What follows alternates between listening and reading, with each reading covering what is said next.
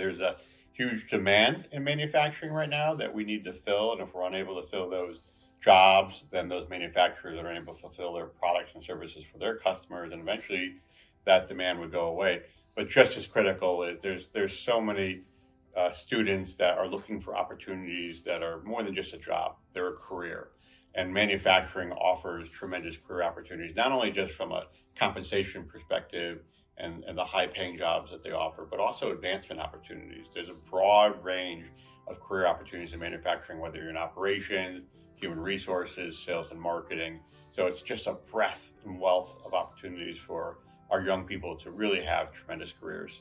There's a lot of pockets of excellence going on in Connecticut that many folks aren't aware of, but there's no broad based strategy or game plan for exactly the best formula to educate our young people so that they're very productive and have great careers in manufacturing. This website is a way to connect those manufacturers with those best practices, those pockets of excellence, and hopefully expand on it too, broaden it across Connecticut. Look at some recipes that are working really well. And instead of trying to do something new, repeat and duplicate them across Connecticut. So connecting our manufacturers with our educators has been a real struggle because it's just a very fragmented state here. This website helps connect the dots.